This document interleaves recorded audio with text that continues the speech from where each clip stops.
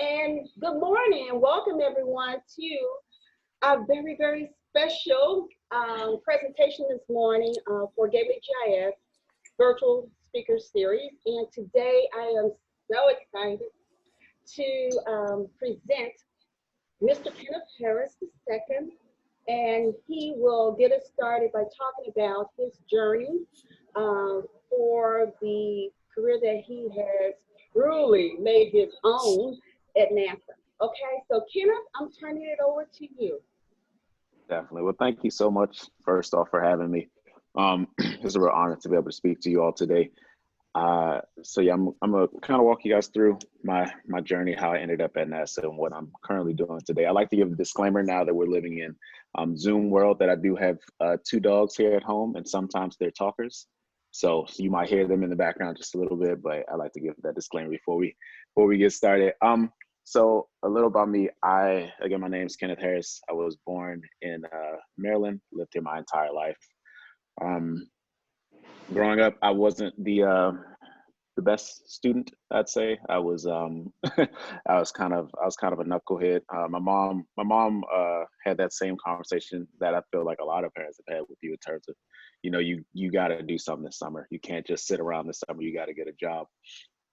And to that effect, I said, okay, cool. I'll take care of it. I'll get an opportunity or something like that. And I never applied. I didn't apply for anything. And the only thing that was left available was this janitorial position at my local high school. So I ended up being a janitor for a couple months. So it was a summer and then a few months after that. So about 5-6 months I was a janitor, helping to clean out like lockers and clean under the desk and stuff like that. It was a really humbling experience.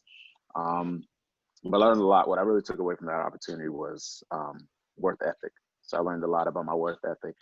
And you know, I learned that I need to listen to what my mom said when she said, "Hey, you need to get a job," because she wasn't playing around, like actually get the job, or or you're going to be doing something that you might not want to do. So anyway, we fast forward. I ended up getting into NASA because of a program they called the High School Internship Program, in collaboration with like the NASA Scholars Program. I started there when I was 16 in 2008. My first internship. I worked on MMS, which is the magnetospheric multi-scale mission. It's basically a mission that studies the magnetosphere of the Earth, as well as like space weather and things of that nature. Within that lab, I got the opportunity to work on within the radiation department of this team. We worked on Pathfinders, which was basically the beta model that you build before you send the $1 million satellite up into space or into orbit or wherever it's going. So I worked on the radiation component of that. That was a great experience. I did that when I was 16 or 17. And that was during my time in high school as well. And then from there, I was able to go to my next mission, which was the GPM, the Global Precipitation Measurement Satellite, which is a series of weather satellites with NASA in partnerships with Japan, which helps us monitor rainfall, precipitation, snowfall, things of that nature around the globe every 3 minutes, with 3 hours, not 3 minutes, which gives us the data for when we're looking at the Weather Channel, when you decide if you want to wear jeans today or you want to wear shorts today. That's the data that you get, as well as it monitors a lot of the natural disasters that happen around the world. So hurricane monitoring, blizzard monitoring. It did the Amazon rainforest fires. It's done. It did the Australian wildfires. That was the last one it did. So it's just a series of satellites that help us to monitor this precipitation, as well as monitor these natural disasters, which will ultimately lead to saving lives in the grand scheme of things. And kind of take a step left. That's really one of the motivations for why I work on what I work on, because I want it to matter. I want the work that I actually do to have an effect on the globe as a whole. So that was my second project, GPM. And then we roll into so when I was working on GPM, I actually had the opportunity to to work half a day. So that means I did the internship. I did the internship full day throughout the summer, and then half day throughout the school year. So during my senior year of high school, I was able to just go to class half the day. I took AP Physics, AP Lit, I think AP Chem, and then one elective. I think I was like in Spanish 4 or something like that. And then the second half of the day, I was able to go to NASA and continue my work on GPM. Of course, it was a totally voluntary opportunity, but it helped. Again, it worked on my work ethic. It helped to establish to my coworkers or mentors that I was really determined to go through these projects. And it kind of it's the extra mile. Like, not everyone's going to do that, especially and not get paid to do it. So I know a lot of my friends just did half days where they went to school half the day and then did nothing the second half of the day. But I think it showed kind of initiative, and at least the people that I surrounded myself with were similarly motivated to get these things done. So after that, I transitioned into my college life. I went to the University of Maryland, Baltimore County, where I studied mechanical engineering. During this time, I still went back and forth to NASA. Still did these different opportunities. We were able to work on GPM, MMS before they launched. I worked on one of the Mars rovers. Obviously not the one that's going up this Thursday or that's tomorrow. This is going up tomorrow, but the one right before it, Curiosity rover. And so I went through all of college. That was a really, really challenging time for me. I'll say it was a time where I was trying to get my footing. It's your first, not your first, but it's one of your first experiences into time management, I'll say, and really prioritizing what you need to do in terms of classes, what you need to do in terms of balancing other activities. I was during my time at college, I was president of BSU. I was in a fraternity. I was an RA. Like, it was a lot of different things I was balancing in addition to my academic career. So that was a challenging time for me.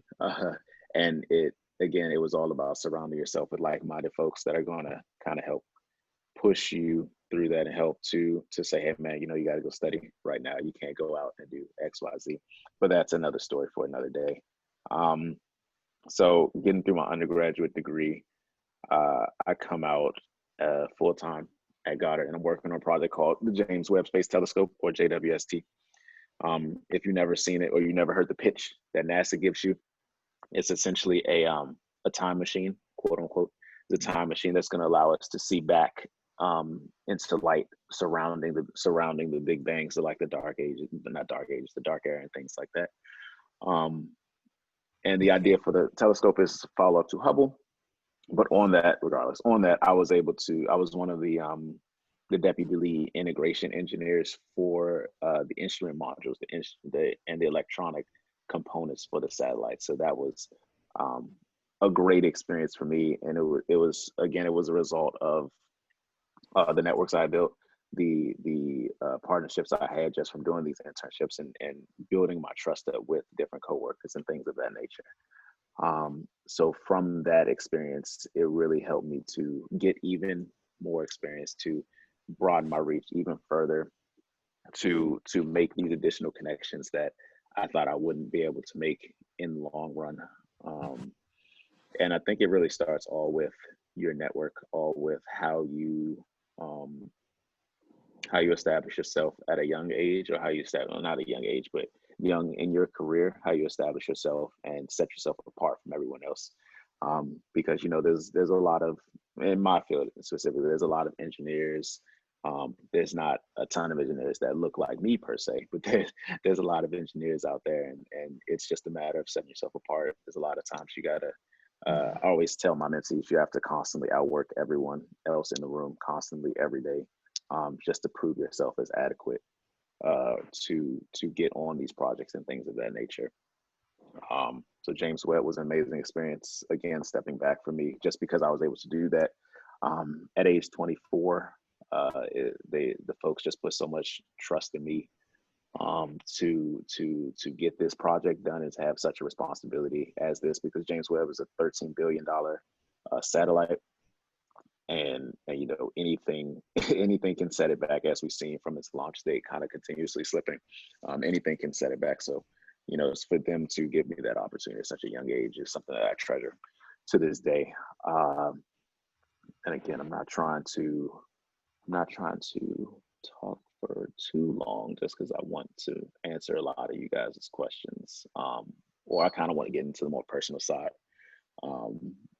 But finally, after I got off James Webb, so sorry, I was working on James Webb, doing the integration, flying back and forth with a satellite between Texas and here, or the different components of the satellite between Texas and here and California. I was also completing my master's degree program at Johns Hopkins University, where I majored in engineering management. And and that was a struggle in itself, but I kind of got through it just from long nights, you know, and buckling down, and again, going through programs with like-minded people. You know, my wife was in the same program just for cybersecurity, so we were able to study a lot together. She wasn't my wife at the time, but we were engaged, so we were able to study a lot together and kind of work together in that regard. And that was really my accountability partner, I'd say. Finally, today, I work on JPSS, so the Joint Polar Satellite System. That again is part of that GPM weather suite that allows us to understand natural disasters, that helps us to understand weather patterns. I don't know if you guys have ever seen that.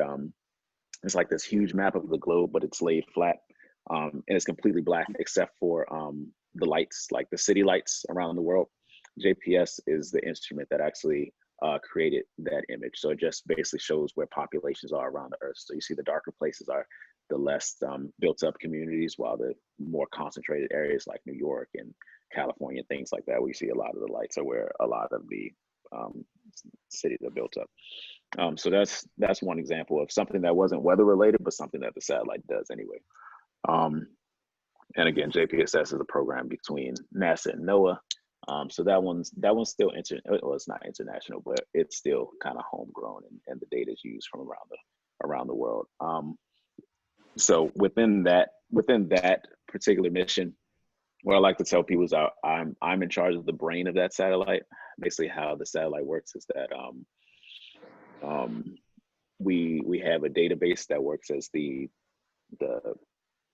computational component that sends up commands and then receives telemetry down to the ground stations for each drop. So whether it's Spalbark, whether it's White Sands, those are just ground station locations around the world. The database is what helps us to get that data and then push that data to you all, the consumers or the public, to be able to see it. So I work on the database component that allows the satellite as a whole to function, and we've duplicated this across multiple satellites.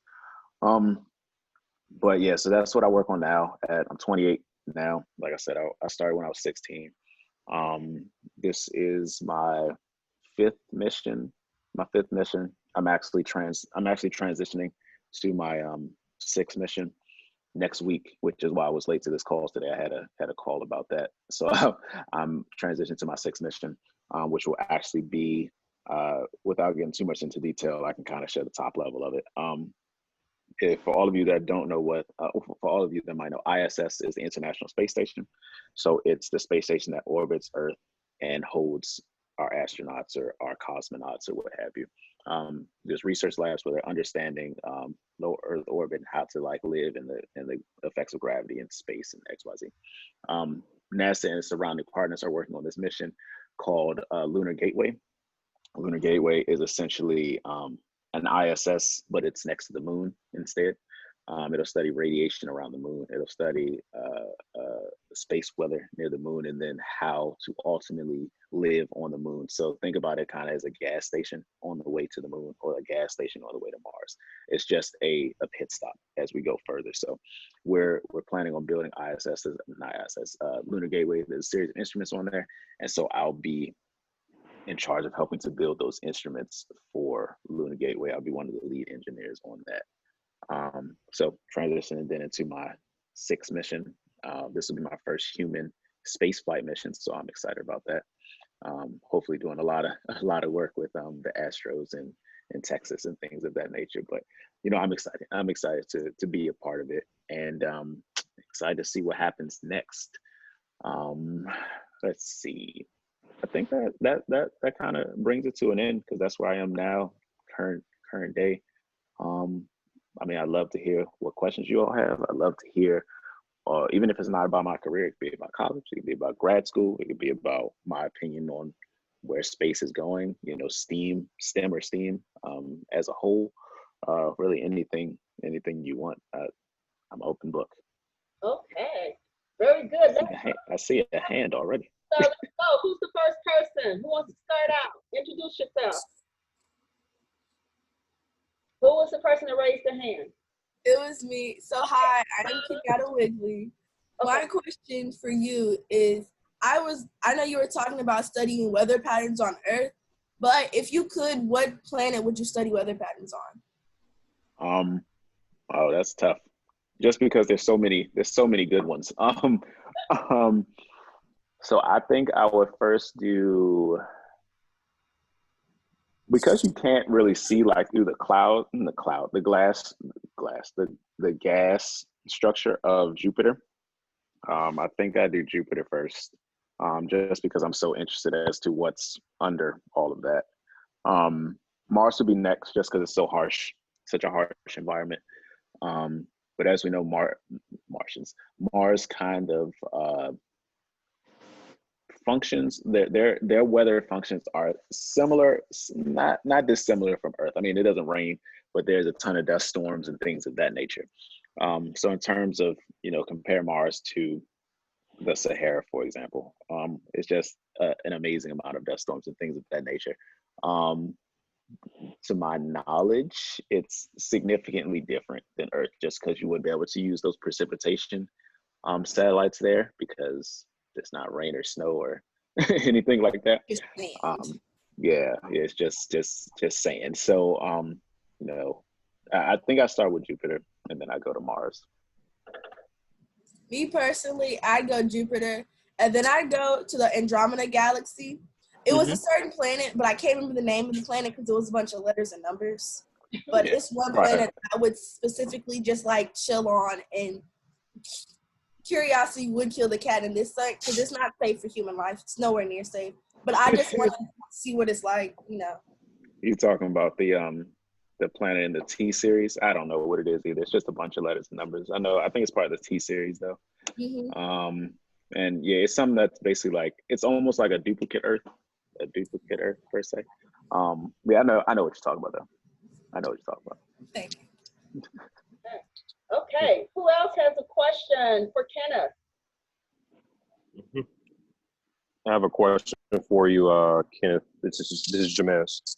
So you mentioned earlier the value of the non-paid internship, and one of the things we know for a fact as young folks, when we have an opportunity to get paid, we want to get paid. We have a number of things we have to take care of. We're so busy as high school, right?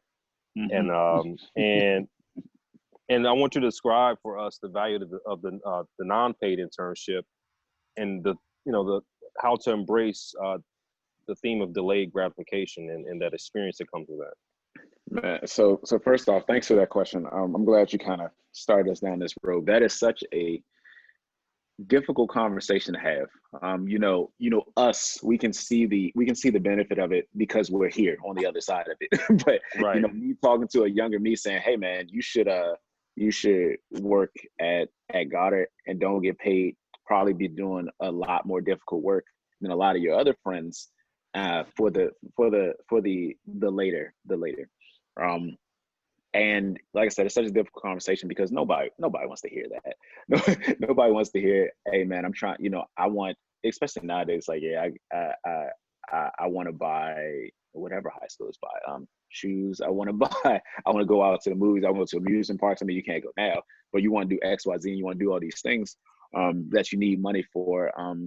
X, Y, Z. I mean, if it's not, so for me, I would say the way to go about it is, if it's not a personal situation, like if you're not doing something to help mom, dad, grandma, your sister, anything like that, like if the money is not being used for something of that nature, then taking an unpaid internship pays amazing dividends in the future.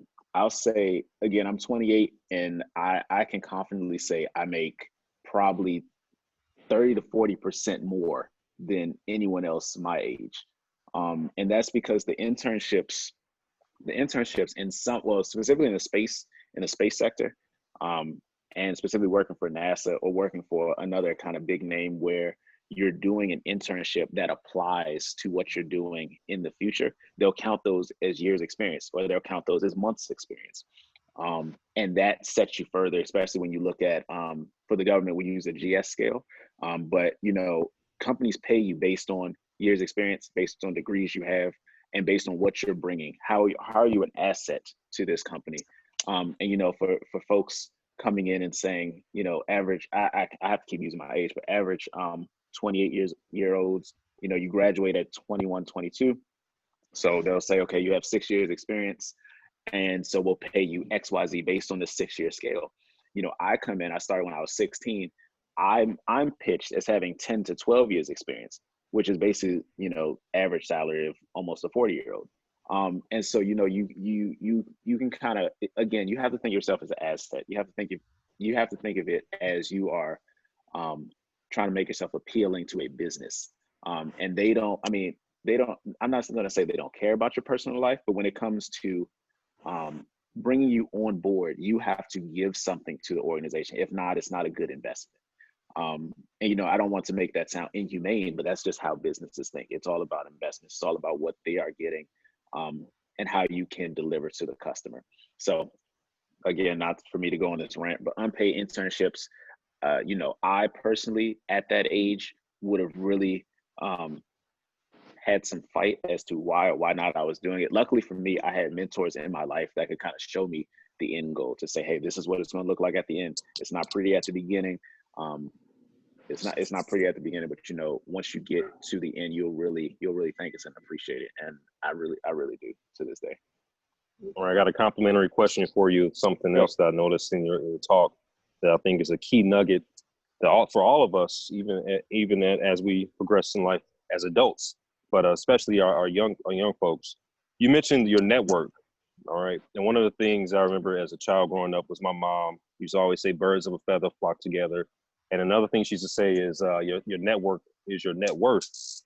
And one of the things I want you to talk about at this point is some of those key relationships you formed that helped you stay on the narrow path. And then to this day, you know, how do you navigate that space where you make sure that your associations or people that put you in the best position and propel you forward? Yeah. So I'll talk to that in 2 layers. The first is the people that help to keep me level-headed, keep me straight. I'll say, without a doubt, it's my dad's one of the biggest people, and one of my mentors, Alfonso Stewart. So this comes at a time where so I didn't touch on this, but in my undergraduate degree, during some of those struggles I went through, I almost actually dropped out of the engineering program, just because of the struggles I was facing. It was a difficult program. I was balancing a lot. I actually failed a course and I was just really discouraged. I thought, hey, I'm gonna drop out and I'll do something else, whatever my kind of credits can fall into, doesn't matter. You know, and that was at the advice of an academic mentor that I had there. He said, hey, you're not doing well, you should drop out. And no college kid wants to hear that. So, you know, I was able to bounce these feelings I was having off that mentor, Alfonso, who was my mentor since I was 16. And then my dad, who's known me since birth. And they're both engineers, and they were just kind of like, hey, they gave me that really transparent talk in terms of, hey, you know, you're going to have to outwork everyone in the room constantly. There's going to be so many times throughout your career where you'll run into walls like this that you can't, you know, just roll over at this one fork. And so for that's the kind of relationship that was formed that helped to push me through. And that, and specifically the relationship with like Alfonso, that's a relationship that it doesn't have to be something constant. I think people have this misconception with mentors that it has to be a constant thing of checking in on them every single day. Like, hey, how's it going? XYZ, let's have a talk. It's really for me, it's really a really casual relationship. that you speak to them and you bounce ideas off, but it does, you have to be respectful of their time to say, hey, being a mentor, being your mentor, being your mentee is not your full-time job. So I feel like those relationships that are formed in that way last a lot longer, and you can be a lot more transparent with them. And to this day, I kind of kept that same model in terms of mentors and things of that nature. Other folks that have kept me on track, or actually, I'm gonna go on a slight tangent for like 30 seconds. Another thing about mentors and surrounding yourself and having a strong network that develops your net worth, is having a goal and then acknowledging. So for me, this is my process. I have a goal and I acknowledge for myself that I am not the expert in getting to that goal. Other folks have probably done it and or subset of it, and I can thus learn from them. So thus I seek out other people that have already done it. So for example, when I was growing up, the whole time I was growing up, I really wanted to be an astronaut. I still do to this day want to be an astronaut. So obviously for those reasons, you go out and seek astronaut mentors. Right. So for that reason, again, I have several astronaut mentors I can call on, and just kind of bounce ideas off and figure out what they did, how they moved through the networking careers like that. Former NASA Administrator Charlie Bolden, talked to him about 2 weeks ago. He's a very close friend. Dr. Jpss, who's the African American astronaut that was removed from her flight about 2 years ago. Captain Kenneth Harris II. It's just a number of people that you can call on just to kind of bounce it off in that regard. But I guess the next question would be, how do you get a network like that? Like, how do you get people like that? And it really boils down to just talking. Like, you'd be surprised how willing people are to actually help you throughout your career from just having a genuine conversation. But that starts, again, these are just building blocks, but that starts with having an elevator pitch or an elevator speech or whatever you want to call it. And for those that don't know what it is, just your 30 to 45 seconds.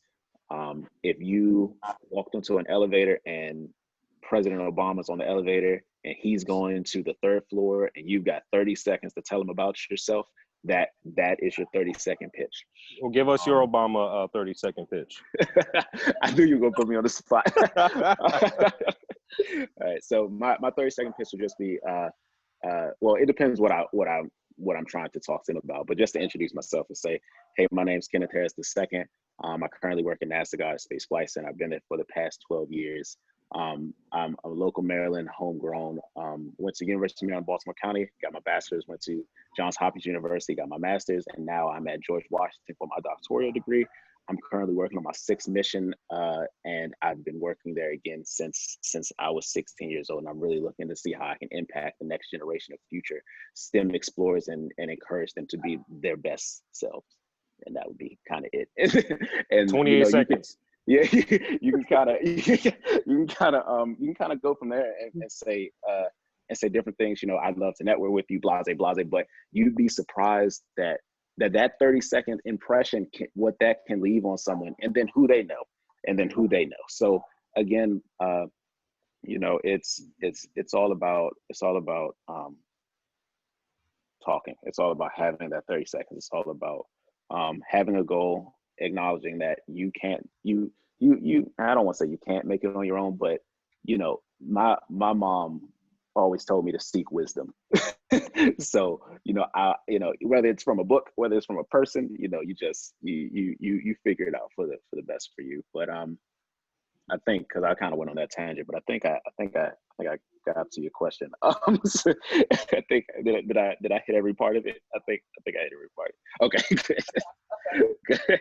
Kenneth, Malik is having AV problems, and he has put in chat to me to ask you a couple of questions. The first one is, how did you develop discipline at the age 16? And the second part is, what was your involvement like?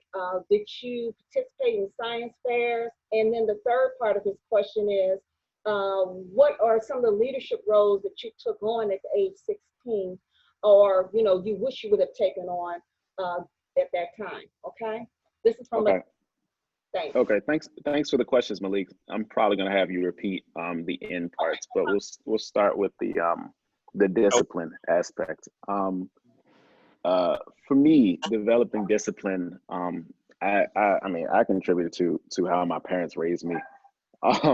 You know, they were active in my life. They tried to stay on top of me about a lot of stuff. Like I said, I was pretty much a knucklehead, so I didn't listen all the time. But then I kind of saw the consequence of my actions, and it kind of steered me in the right direction in terms of.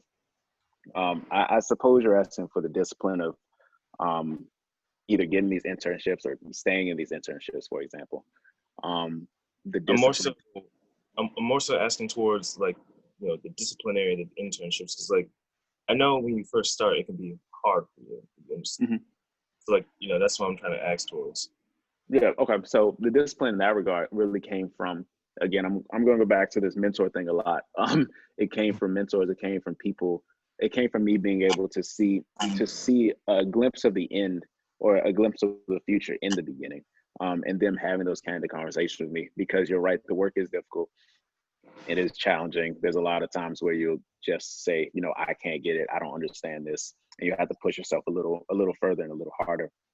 But it's again, going back to that mentor thing, going back to that birds of a feather thing, and your network. It's all about having those constant reminders to push you forward if that's the kind of person you are. If you're self-motivated and you can do everything by yourself, more power to you. For me, you know, I enjoy networking. I enjoy being around folks that are like-minded, that will push me the extra step and not allow me to become complacent. So that was discipline. What was your second question?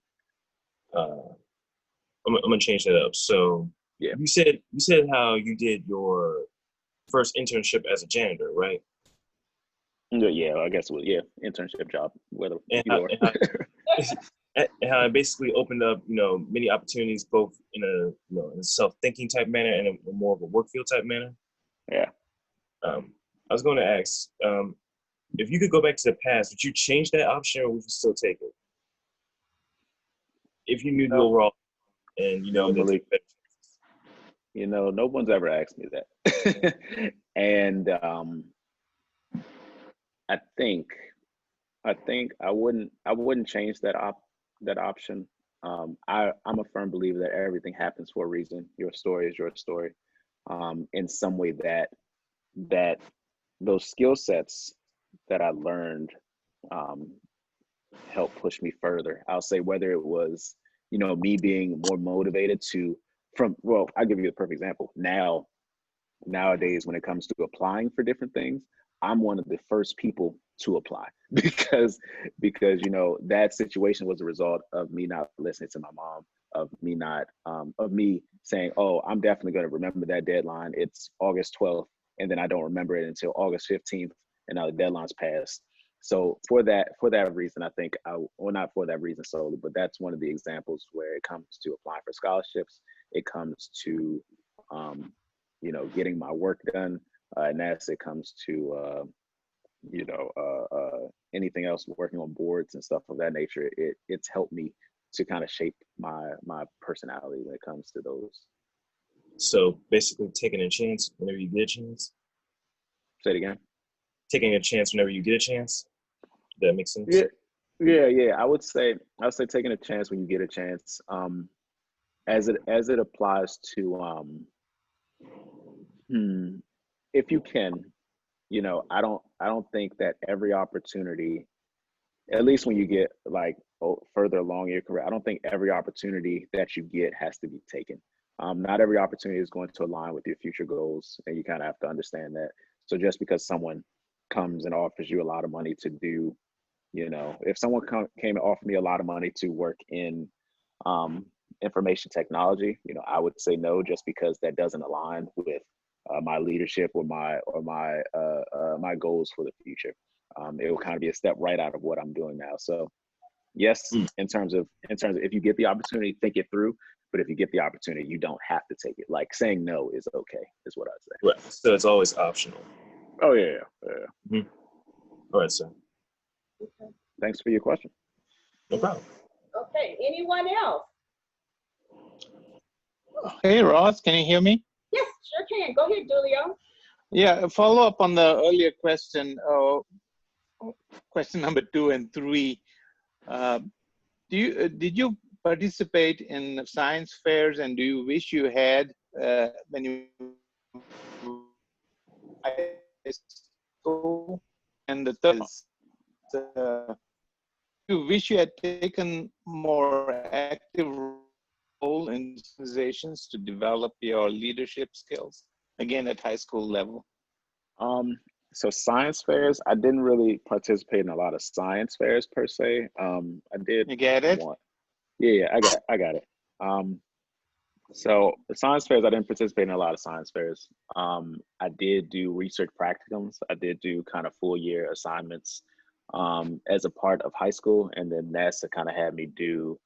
There was a lot, like working on those internships. You had to do a lot of proof of concepts, I'll say, because they really kind of ingrain you in the process of what they're doing. It's not a separate process for interns as what the full-time folks are doing. So you're kind of involved in their case studies, their research. Like I said, again, proof of concepts to make sure these designs will work in that nature. So science fairs in the schools, a few, but like more researchy type stuff is what I was doing in high school.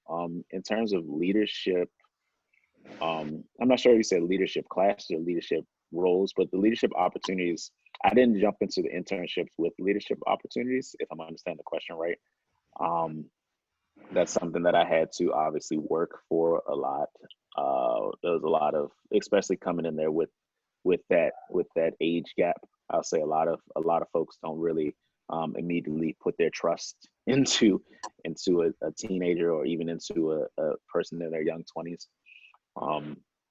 So that was something that I really had to work at in terms of proving myself as a leader. That is a part of what I learned from my network in terms of being T-shaped. And being T-shaped is just being very broad. So, having understanding of engineering concepts, being involved in, unions in school, or being an RA, or just networking in general, and being broad across the board to have several skill sets, and then being very knowledgeable, in depth in not one particular topic, but a specific area, whether it's mechanical, whether it's integration, whether it's cybersecurity. That kind of develops the T-shaped and T-shaped. And that's something that one of my mentors told me, actually a little later in life, but that, having those different opportunities and kind of showing yourself, or showing how you operate outside of the workplace, or outside of a work environment, is really something that I know these companies tend to look for. It's not all about grades. It's not all about the fancy degree that you might have per se. Those definitely help, but they're really looking for, who do you know, what can you contribute, again, as an asset to this company, like what leadership skills do you have, and things of that nature. Okay, Ron Wilkinson, you have a question? You want to unmute? Ron? Okay. I'll unmute you then. Let me see. Ron, we can't hear you. Unmute. Okay. How about now? Now, yes. Okay. Okay. Mr. Harris, Yes, wonderful. Sir. Everything you've said, beautiful. Two matters to kind of conclude with. One, all the things that you've accomplished thus far and on to the future. Do you foresee yourself being an entrepreneur?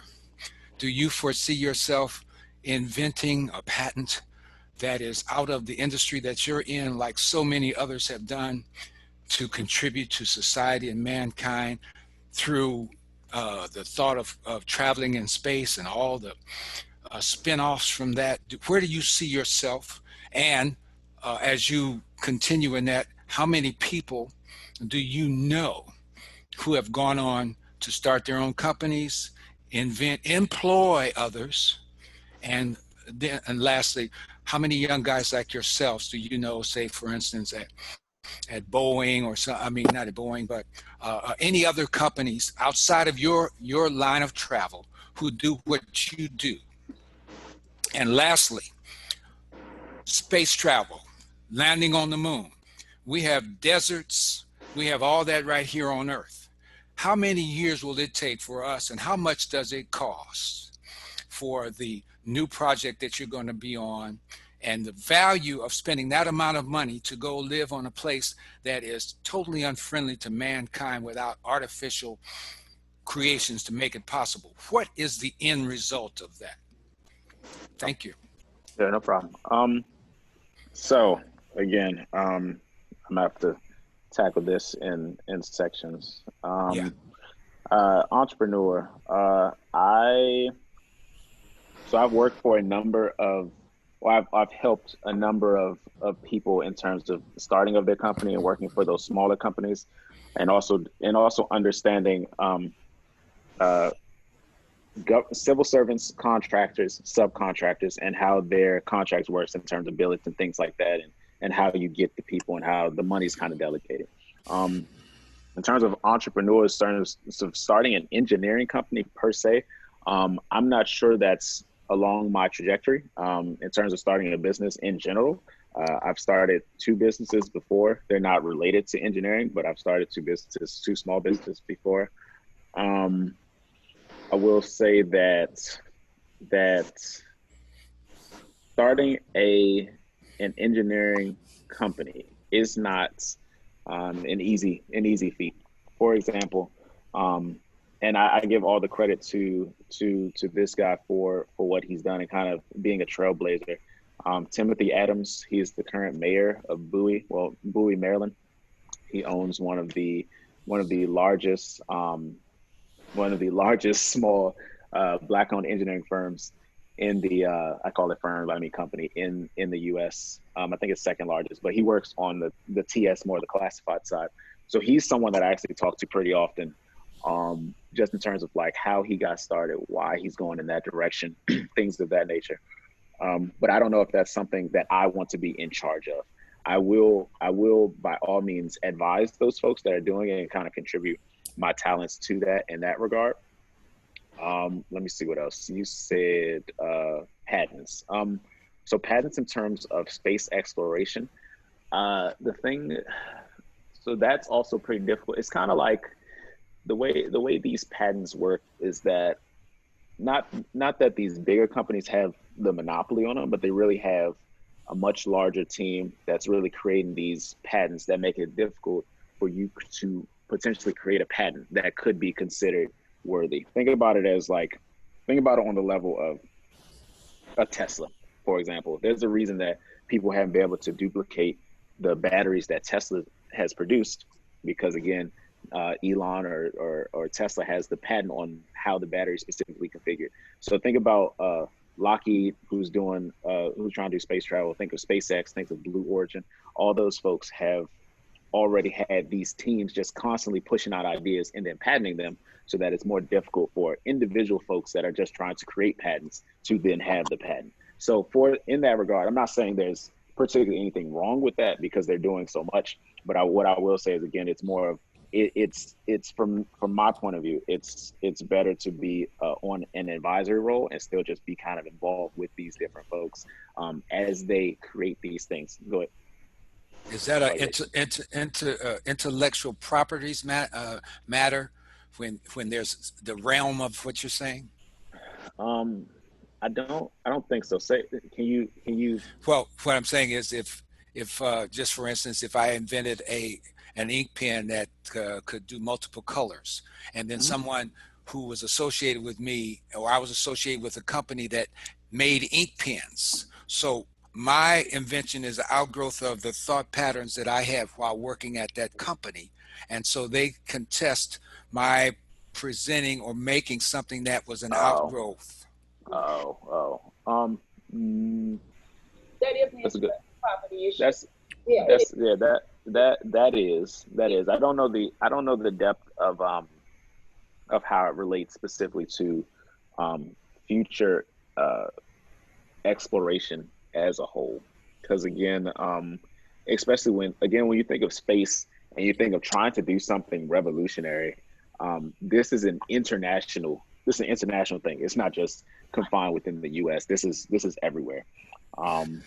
and everyone is trying to work toward that goal of putting someone back on the moon, of putting someone thus on Mars. The goal for those things, to get to your other question, the goal for doing those things to get people on the moon is to understand how we can survive off planet. The moon is really, what they're really trying to use the moon for is really a sandbox environment, because the moon isn't as hostile as Mars, and it's relatively close to the Earth, where if we needed to do a rescue operation, it's close enough that we can do it. While Mars is a lot more challenging, and if something was to go wrong, you know, you're basically how do I say this politically? You're basically stranded. There it is. This word. You're basically stranded for a certain amount of time until we can get there to you or provide support. It's nothing like the movies. Like I don't know how many movies you all have seen, but it's nothing like the movies where, you know, we'll be there in 2 hours, like, or we'll be there in 3 days. Like it doesn't happen like that. So I would say the benefit, and you touched on this slightly. You said we have deserts here on Earth. There are a number of studies, I forgot the name, but I know one of my coworkers just went out before all this COVID stuff happened. She just went out, and they basically have like this whole setup in the desert where folks actually pretend to be on Mars for a certain amount of time, where they have the spacesuit, where they have the research facility, where they have certain schedules they have to go about, where they have to sleep in their habitats and XYZ. It's basically a simulated environment, but using the Earth as an example.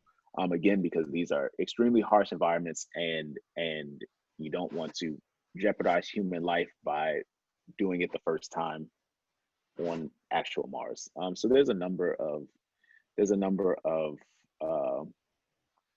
projects and non-human missions that are being sent to study these places before we actually go. So for example, I mean, tomorrow, the next Mars rover launches.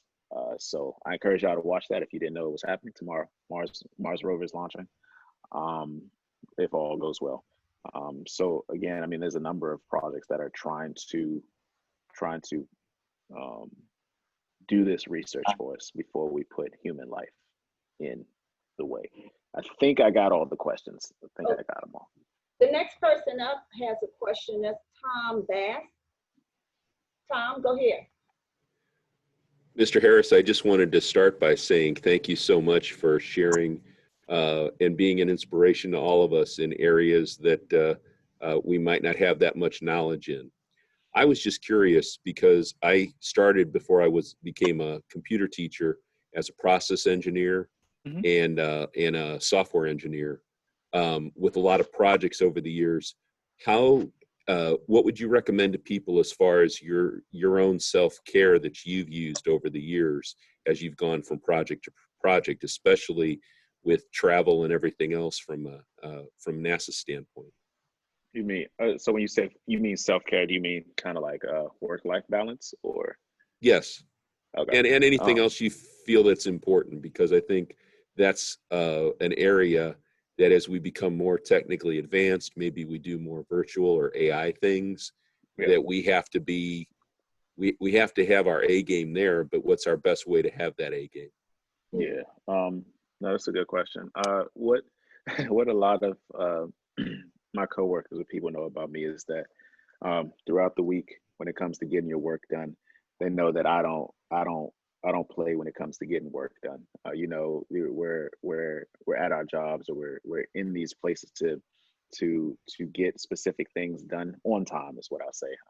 You know, I'm not super strict in terms of, hey, this has to be done in this way, but I understand that we have timetables for a reason. So, you know, we have to work effectively to get to those timetables together. Now, when it comes to getting like to the weekend or getting to time off, I'm all for people, hey, enjoy your time off. The weekend, don't call me, I won't call you. You know, XYZ, when we're off the clock, we're off the clock. It's meant for family time. I don't know what's going on with your home situation. It's for family time, XYZ. You know, it's a mutual respect for people's time and for, things of that nature. Just because, you go to work to get paid to provide for your family or to provide for yourself, you shouldn't be bothered during those times outside of that window. And again, I don't mean to come across as like, hey, I have no flexibility, because it's definitely a lot of flexibility when it comes to working with me and with my team and stuff of that nature. But I try to set the precedence that your family comes first. Your family or whomever is in your life comes first. Just because that job, if nothing else, COVID has taught us that your job can go away, and life is short, but your family and those around you are what's most important to you. So for me personally, my work-life balance, it's just about priority. It's about time management. It's about taking out time for things that are important to you. So for example, my work's important to me, my family's important to me, speaking to students and groups such as yourself are important to me. So I make time for these things. And you have to, going back to something I said earlier, you have to know how and when to say no, and know that it's okay to say no. Don't feel so pressured by either your boss or anyone else to operate outside of something that you're comfortable of, I'll say. And it comes with your own self-confidence, and it comes with just knowing your worth and knowing, again, what's important to you. So yeah, that's how I would answer that. Thank you for answering my question. Right, sir. Good. Kenneth, I was just thinking as you were talking, Malik had questioned earlier about that sense of discipline. I want to take that a little bit further, because when you think of discipline, think about what you just talked about in the sense of having that work, life balance. There's this thing of having that focus. Okay, so going back to when you were 16, okay, starting out at NASA, okay, and you started out at NASA in an unpaid internship, right? But your focus, okay, because when you talk about all the things you accomplished while you were still at NASA, you completed high school, you completed your undergrad, you went to to a master's program, now you're in a doctorate program, and you're still working at NASA. So that kind of discipline, that kind of focus, talk a little bit more about that, because some of the young people that are tuned into this program, I just want them to hear how you were able to manage that. Yeah. Okay. Yeah, totally. I understand. So again, the discipline aspect, I can't stress this enough. It's really just time management, but at the same, it's confusing, and there's no one answer for this. It's time management and how you as an individual work, because you want to prioritize your health and your family. Again, that's for me at least. You want to prioritize your health and your family, and you don't want to burn yourself out. I know folks that work extremely hard and are doing all these things, but again, they don't know when to say no. They take on every project they can. They're still helping their friends move on the weekend. They're still going out, blase. They're just doing too much at one time, and it's never a time for them to sit down, relax, and just decompress. So for me, having the discipline or understanding time management early on is really what helped me. Understand how much time you need to do certain things. For me, it's a calendar. So say, hey, I'm supposed to be, in a meeting today from 9:30 to 10.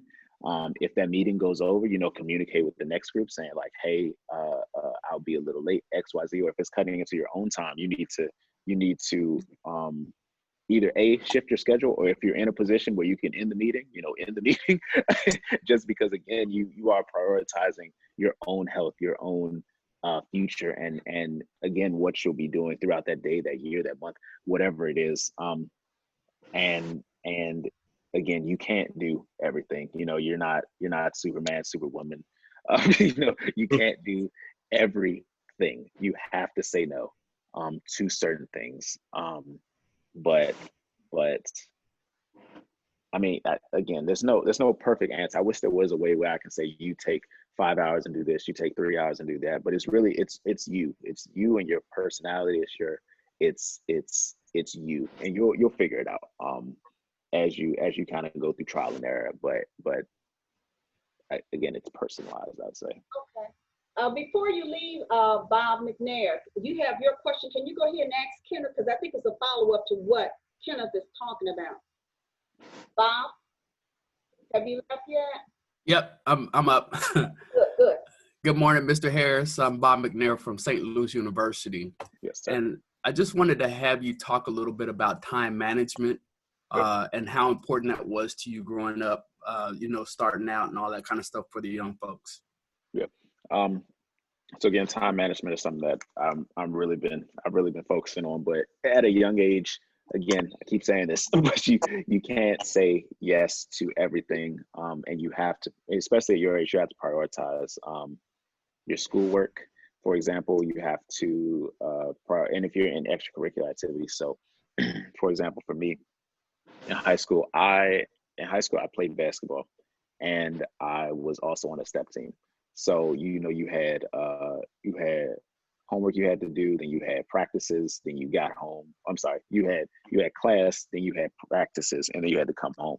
So you do homework. Maybe there's no time to, if you're into video games, maybe you can't play video games for 4 hours. Maybe you got to play it for an hour and a half. You have to kind of be strict about these things. You have to, again, it's not about saying no to other people. It's about saying no sometimes to yourself.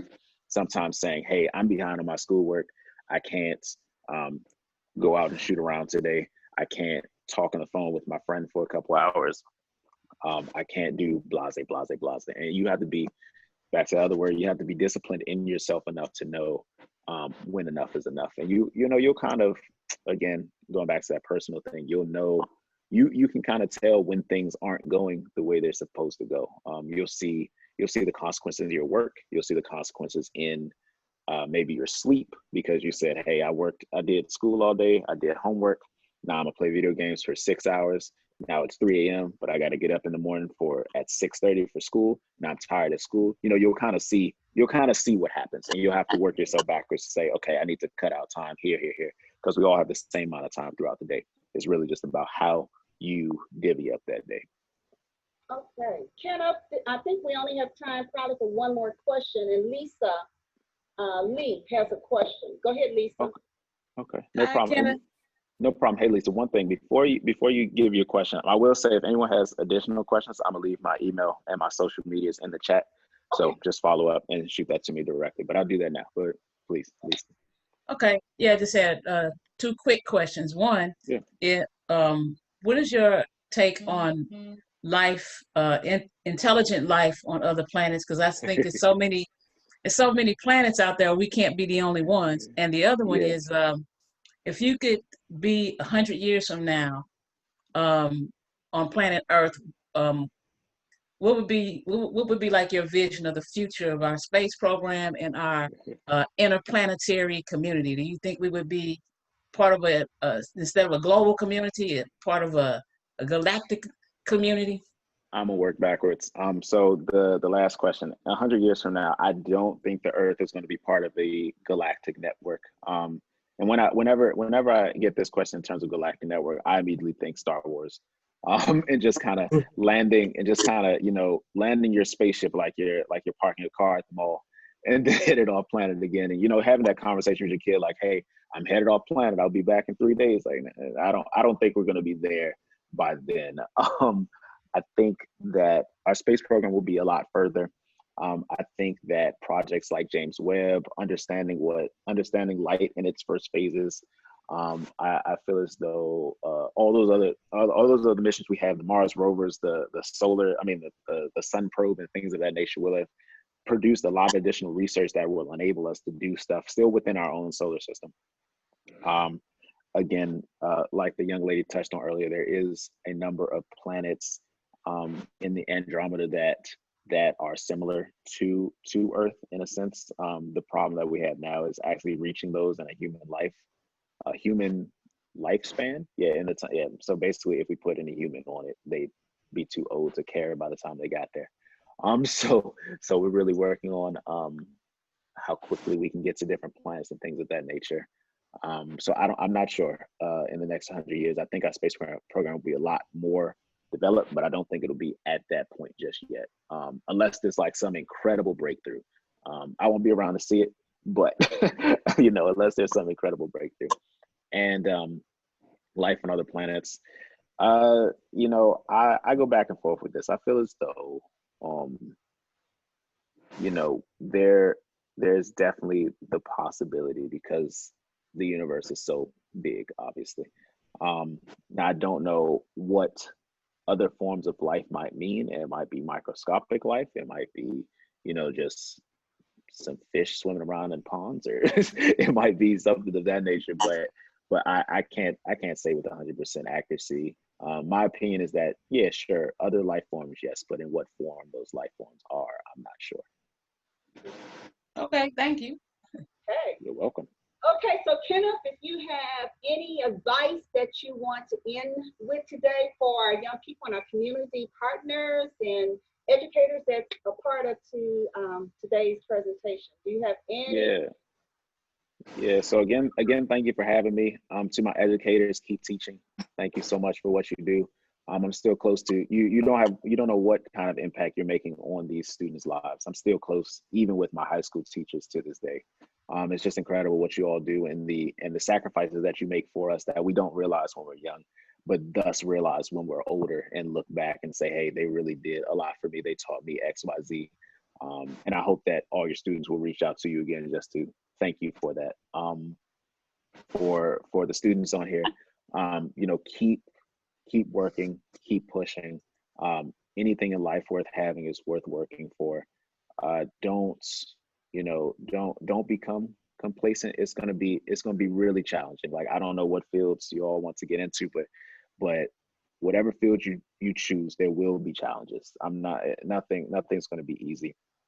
There will be challenges, and I just encourage you to surround yourself with like-minded people that are going to constantly encourage you to A, not be complacent, and B, not to give up at these challenges, but help push you through it, because they see the greatness in you that I see in you. It's humbling to be standing on this side now. You know, as I was so young, so many people so many older people poured into my life and really contributed to my success to this day, and I wouldn't be who I am without them. So the most important thing I want to encourage you to do is pay it forward. When you get to a point in your life where you're able to have these conversations with other people, or with other younger people, even older people, you know, have the conversation with them. Take some time out of your day to check on their career, to check on them just you know, emotionally, check on them personally. You never know what someone's going through. So I would just say, I encourage you to get a mentee when the time comes, and again, pour into them, because it's not about you, it's about who comes next. So that's what I'd say. Okay, well, we went just 2 minutes over, Kenneth. I hope you will forgive us, but thank you That's no so problem. much. No problem. Thank you for having me. I know it took some time for us to coordinate it. It's been a crazy year, but thanks so much for having me. I really appreciate it. Mr. Harris, at some point, we'd love to have you back. Sure, surely. Okay, well, thank you all very much. And for all of you who participated today, our students, our educators, our community partners, thank you all very, very much. And I see a note here from Ness Sandoval saying, thank you, Mr. Harris. So yes. Have a good day, Kenneth, and I'm quite have a good one. Thank you so much. We'll be in touch. And if you guys need me, my email, social media is in the chat. So feel free to reach out with any other questions. But thanks so much for having me, guys. I really appreciate it. All right. Thank you, Mr. Harris. Okay. Have a good one, guys. Okay, thanks. Bye. Bye-bye.